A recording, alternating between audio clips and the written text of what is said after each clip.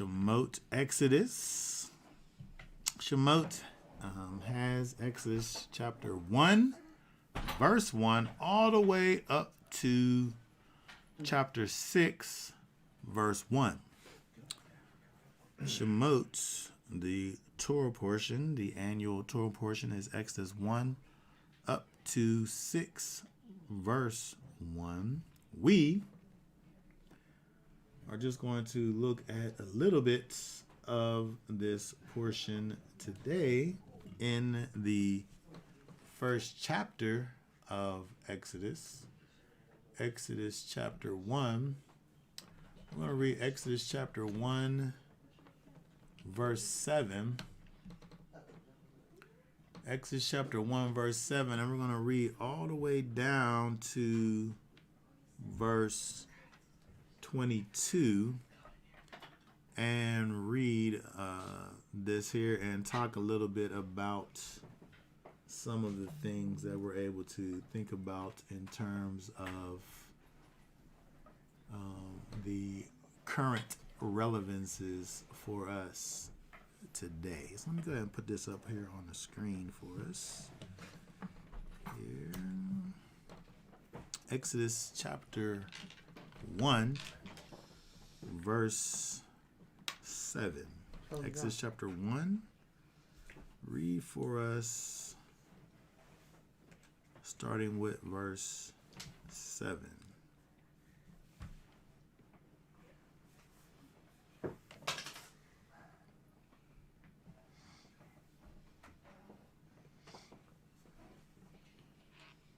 I don't know if you, I see that you're unmuted, but I can't hear anything. I don't know if you can hear me. But we most certainly can't hear you. Yeah. It is. Oh, sorry. That's my bad. Okay, sorry. That wasn't all my fault. Every bit of that was my fault. Is it working now? Yeah. Okay, there we go. Got me going. No, that was my fault. Okay. Okay, go ahead. Verse 7. And the children of Israel were fruitful and increased very much, multiplied and became very strong, and the land was filled with them. Then a new sovereign arose over Mizraim, who did not know Joseph. And he said to his people, "See, the people of the children of Israel are more and stronger than we. Come, let us act wisely towards them, lest they increase, and there shall be, when fighting befalls us, that they shall join our enemies and fight against us, and shall go up and out of the land." So they set slave masters over them and to afflict them with their burdens, and they built for Pharaoh supply cities, Pithom and Ramses. But the more they afflicted them, the more they increased and grew, and they were in dread of the children of Israel.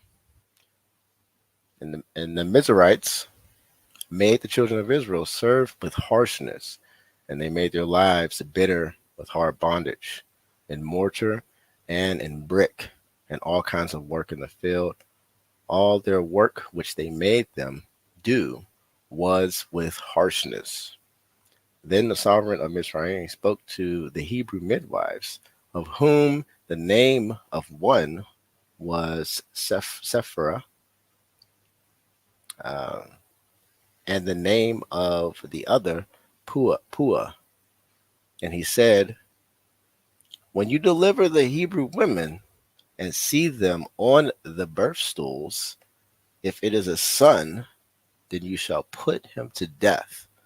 But if it's a daughter, then she shall live." But the midwives feared Elohim and did not do as the sovereign of Mizraim commanded them, and kept the male children alive. Why have you done this and kept the male children alive? And the midwives said to Pharaoh, "Because the Hebrew women are not like the Mizraim women, For they are lively and give birth before the midwives come to them. So Elohim was good to the midwives, and the people increased and became very numerous. And it came to be, because the midwives feared Elohim, that he provided households for them. And Pharaoh commanded all his people, saying, throw every son who is born into the river, and keep alive every daughter.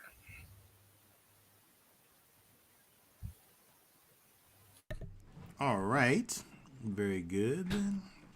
Very good. So, this Torah portion is always interesting, exciting, as we see what we see in the book of Exodus, Shemot, really the birth, the true birth of a nation, the birth of Yisrael as a people, as Israel goes from being a family to a nation.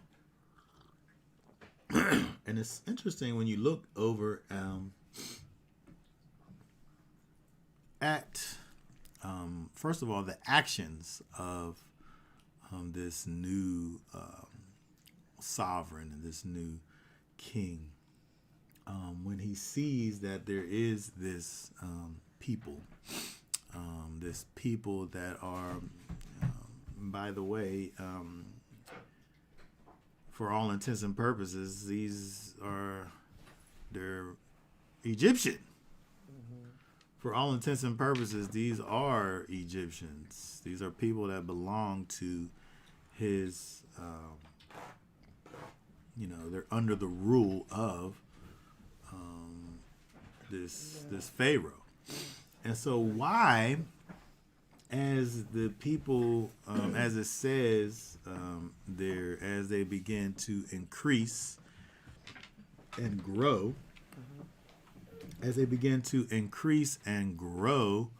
why doesn't the Pharaoh look at these people and think of them as an asset? Why is the first thing that comes to mind, why does it become fear? Like, why do we look at this thing and he has dread and he feels the necessity to take measures to suppress and oppress this people, just by the simple fact that there's a lot of them? Right? Their land, it says that they became very strong, as a people. The land was filled with them. But we're talking about Pharaoh's land. Like, he's the king of these people. Were the people aggressive towards the Egyptians? It don't talk about that. It just really talks about the fact that they were growing. They were increasing. And in verse 10, the Pharaoh, he's thinking we need to act wisely, because if we get in a fight, these people might go on the other side and fight for them. And when you think about it, it's like why is this the thought? If you have a good relationship with these people, like, this is a new regime that's come in. They don't know of Joseph and all of the family and the connection that once was. But there's no talk of any harshness, any divisions. It's just hate. It's just hateration that's going on by these kings. And it's interesting, this king, and it's interesting that when you look at his actions, this fear, if we go down to verse, let's see here, verse 12, I'm going to look at this word here. I want to just spend a little bit of time talking about this here, this snippet. Let's look at verse 12 for a moment here. Verse 12. I'm going to look at this word here. It says that they were in dread of the children of Israel. Right? Again, not because they started like going around bullying the Mitzrites. Not because they started doing anything. Well, we don't know. It's not written. It's not written that the Israelites were doing anything other than growing and increasing and becoming plentiful. There was just a lot of them. It seemed like they were just having a good time with themselves. They were increasing, right? They were staying to themselves and they were having a good time. They weren't bothering nobody. But for whatever reason, there was this threat that happened to them. And it says in verse 12, they were in dread of the children of Israel. I'm going to look at that word there. King James says, and they were grieved because of them. I'm going to look at that word there, 69:73. That word is coots. Coots. Primitive root with, rather identical with this word here, 69:62, through the idea of severing oneself from, to make disgusted, anxious, abhor, distress, be grieved. It's interesting, this definition. The definition as they give it to us. The idea of loathing is there, right? The idea of being disgusted. The idea of being sick of. You make me sick. I'm sick of a thing, right?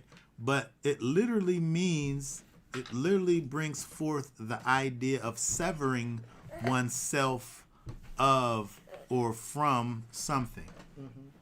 And so it has this literal meaning, the idea of severing oneself from something, and then is giving you these things that are kind of giving you kind of an idea of you would sever yourself from someone if you were fearful of them, mm-hmm. if you hated them, if you were distressed by them, if they grieved you, if they loathed you. So it's almost like it's giving you kind of these other definitions, but at the end of the day, it shows you the severity of these causative actions, because you can be disgusted with someone and still tolerate them,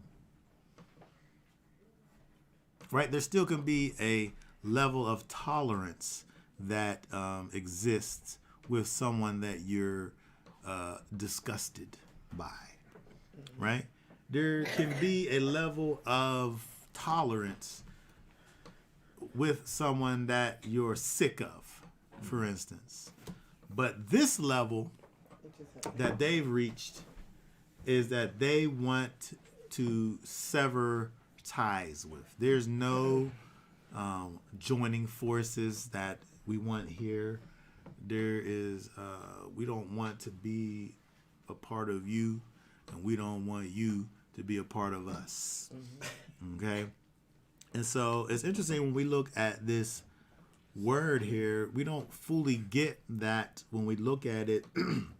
This word here in the scriptures, they were in dread of, or in the King James where it says that they were grieved by, but it helps us to understand that, the Egyptians, their position here was strong, and we can see that based on what they did. They didn't just talk about the fact that these were people that we were scared of. They did actions to to back up their feelings. What do we have over here? What does it say? I believe he thought because he killed their children. Hold on. I believe he thought because he killed their children, and it wasn't. It was. You meant to say. Oh, it was influence. Mm-hmm. It was Might, an influence. Oh, it was an influence might fight for their freedom and another.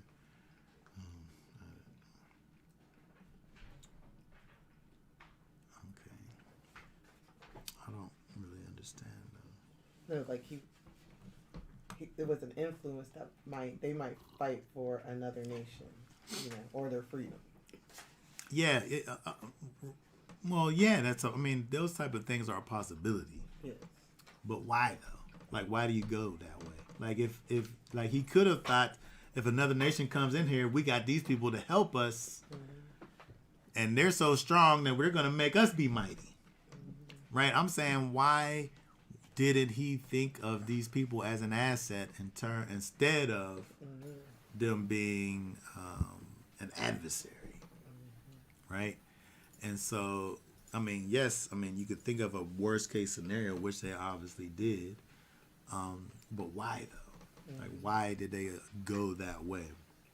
So I just want to add. Your question is why he didn't see them as an asset, right? Simply because they didn't do what he did. That's the general thought of most people is, if you do something different than us or have a different mindset, the potential for opposition is always going to be there.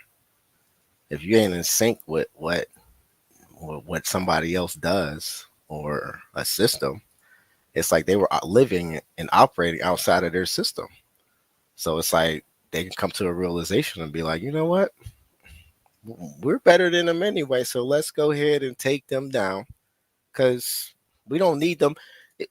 Another thing is dependency. If you can live outside of somebody else and not need them, that's the other. That's you're a ruler or governing body, and somebody can flourish without you. They don't need you. So once they realize that and they can assemble, you're a threat now. I just wanted to add that. Yes. It's that's. I mean, when you think about it in that way, it will probably have everything to do with the way in which these people were behaving. Like, you're not dealing with a righteous nation, and the way that they operated probably was, congruent with, the way in which their heart was, right? And so, they're not able to look at these people and think, these can be our friends, even though they're different. Allies. They might be different, but I guess they didn't have like a, inclusive thoughts about things back in those days. The other thing that I wanted to also just quickly talk about was the fact that when you think about the way in which they went about destroying or seeking to destroy the people, was, first of all, you destroy the lineage. Destroy the lineage. The men, if they have sons, kill them. We don't want this. They're increasing so much. Their women, we can have their women and benefit from them in that way. But the men will destroy. But there was some pushback from the people, and that always caused me to think about the fact that when we think about the times that we live in that are really against us, where the system, the powers that be, they put these things in place that are contrary to the ways that that we desire to live. We desire to live a life that's unto the Most High. And the systems that are in place, they come about and they seek and try to get us to do things that are contrary to our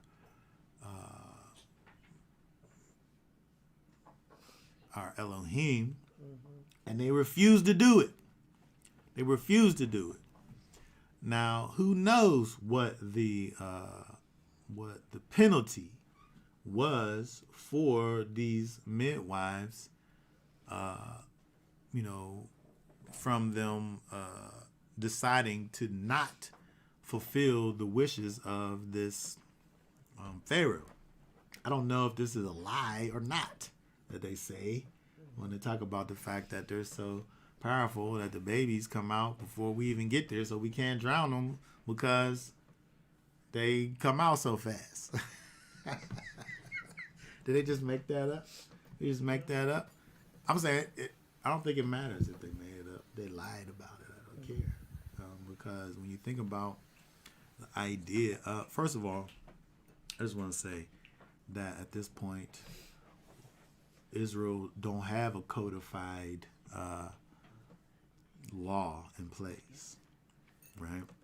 There were traditions that they held that were passed down, but they don't have a codified law in place. Lying is probably bad still, but what they were doing here was preserving life. And so this is something that's always, something that kind of works, inside of the makeup of the Most High's people, where we want to preserve life. And so if this is true, what they were saying, it's interesting. But if it isn't true, we understand why it is that they're taking it to that place, because they, of course, are not trying to kill the Most High's set apart people. But it just caused me to think about the fact that we, in these days and times, have to be able to always stand on the principles of the Most High and do the things that He will have for us to be doing, no matter what. No matter what the cost, we must go against these things that come against the Most High and His will, because He is, in fact, at the end of the day, the one that we have to stand before for eternity. Okay, so there's many more things that could be said about this. I actually have said something about each one of the chapters that are within this Torah portion, Shemot. And if you want to look and see what it is that we have, it's over there. It should be put in the description section. Thank you all for your comments about this. Is there any more comments before we go over to the New Testament? Or just basically said, could it have been the Pharaoh's guilt that caused him to fear? Guilt. You're talking about guilt from pressing him, I guess. at this point, I think that it's like a clean slate. When you deal with this Pharaoh here, he's a new Pharaoh. He's just living his new life. He's trying to rule this people, and he has, to him, these people are a threat, and I think he felt threatened and fear. And it's fight or flight. When we have fear, we either fight against the thing or we run away from the thing. So there's nowhere for the sovereign to run, so he must fight. And so his behaviors are are based out of fear. And he makes up these scenarios that could potentially happen, and he forms these solutions to to the problems that only happened in his mind, which is what happens when we work in fear. Yes. Right? We create these situations in our mind. If this happens, what's gonna happen? I gotta do this or that so that I can make sure that if that happens, that and that's what he did. I think when you think about the big picture, it had to be that way because this is the way that the Most High's people, Israel, is birthed. It had to be this way. But it's interesting when we look at kind of the actual process of it. Yeah. People are just behaving as people do behave. Mm-hmm. When you think about, people's actions against us in this country, it's fear That's right. based.